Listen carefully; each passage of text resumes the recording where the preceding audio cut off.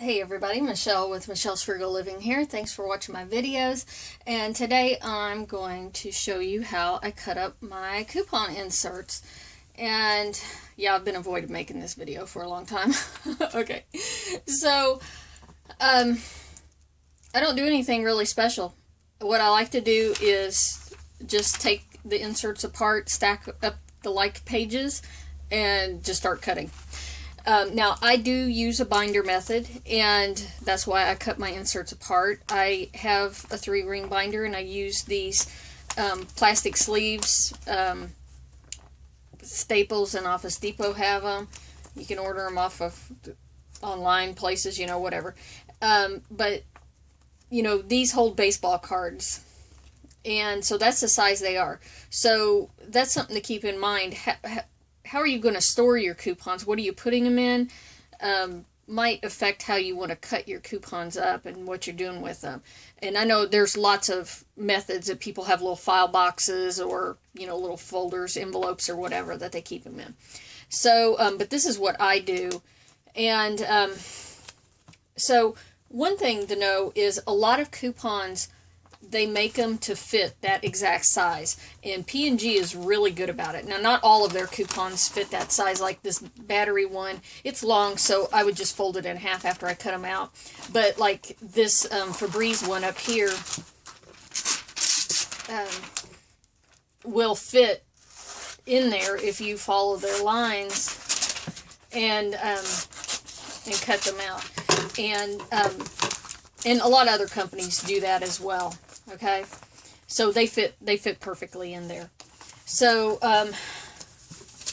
that's something to keep in mind when cutting them up. Let me lay that aside. So like coupons like this long skinny one, or sometimes they'll be like tall like this. This one will fit in there just fine just by folding it in half, and I like to stick the picture out where I can see the picture.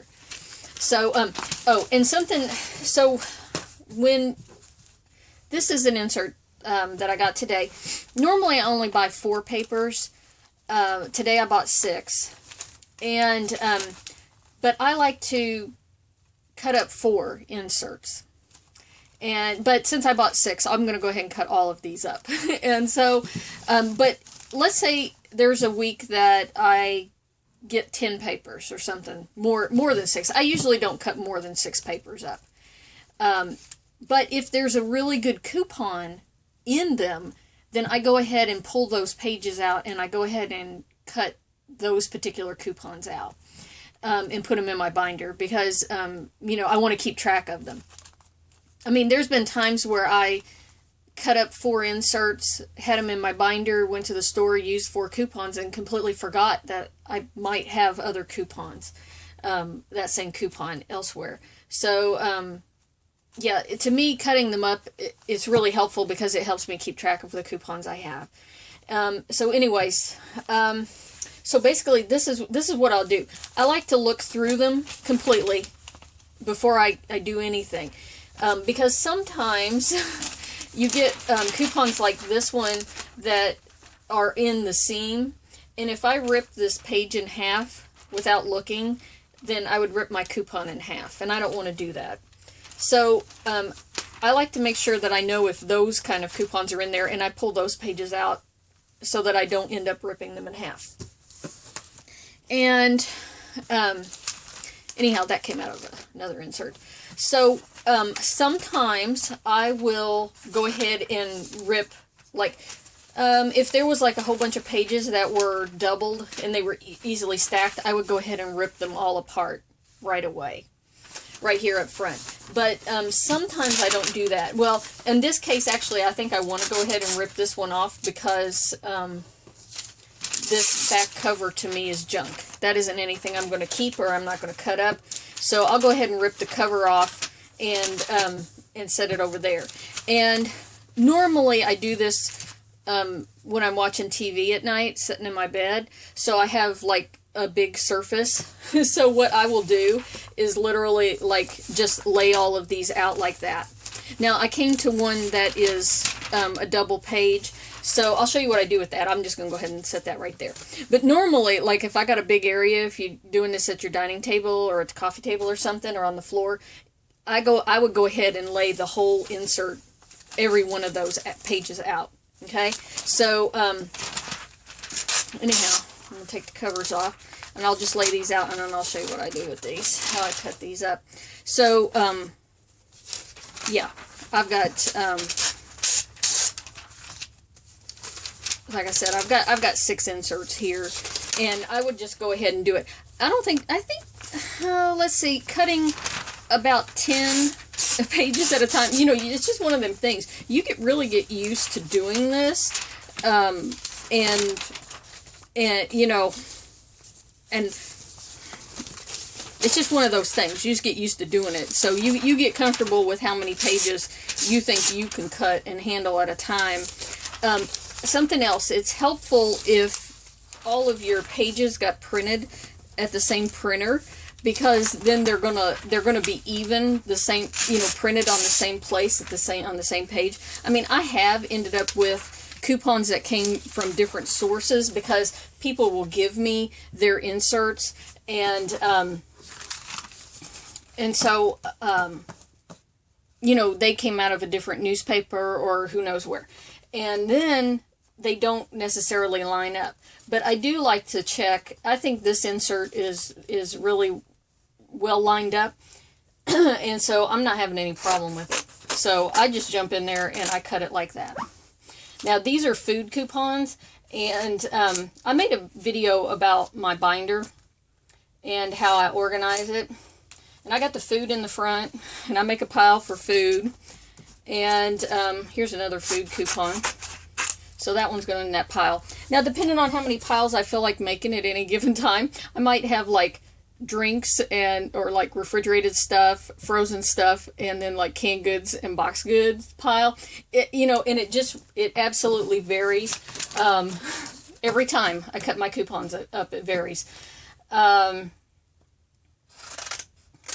this one, I could leave this original pack thing on the side, or I could take it off. That isn't really part of the coupon. It doesn't matter. So anyways, I got a pile of food coupons going right there. And actually, I just nipped that off, but I doubt if I'm going to use these pudding coupons, so I don't really care. But I do try to be more careful. Like, I like to cut them like right over the pile of food. The other coupons that are like that. Okay? You know, when I first started couponing, I used to trim these little raggedy edges off the bottom. I don't bother anymore too much, unless they're really messed up, or and I feel like that they're going to be a problem. Then I'll cut them off. Okay, something else. I got my stapler sitting here. A lot of people like to staple them, and I think the more coupons you're cutting at a time, you may want to staple them. I would think that people who sell their coupons probably cut a lot more at one time than I would, and so they would staple them. So what you want to do is not on the barcode, but like someplace on the coupon, you know. And now I ran out of staples, of course, while I'm filming. Anyways, I would staple all of the coupons on the sheet, and then you can cut, and that'll keep them from sliding around on you. But you know, I just go at it, and if the barcodes are really tight and the words are really tight to the edge of the paper, then, you know, I slow down and don't go so fast. Okay, so then these got stacked together because they're 2 pages together. So like, yeah, I'll just rip them like this, and go ahead and cut these up.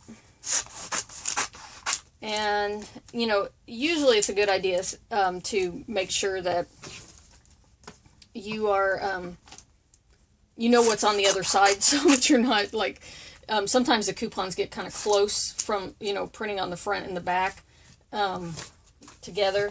So you might need to, you know, make sure you're not, like, if you want to leave a large border area, you're not going to cut into the coupon on the other side.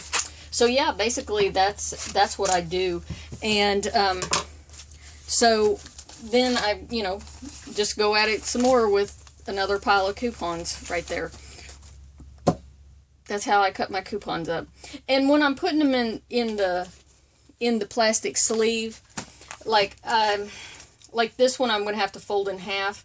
I like to see the picture, and if I can have the picture and the expire date on the same side, it makes it better, because when it's time, when I need to go through and clean out my binder, it's nice to see that. Now, like on a coupon like this one, the picture's kind of in the middle, and there's the expire date. I'll go ahead and I'll fold it that way, so that the picture and the expire date's on the top.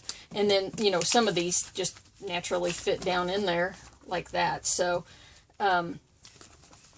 yeah, that's how I do it. So, all right, that's all for now. Talk to you later.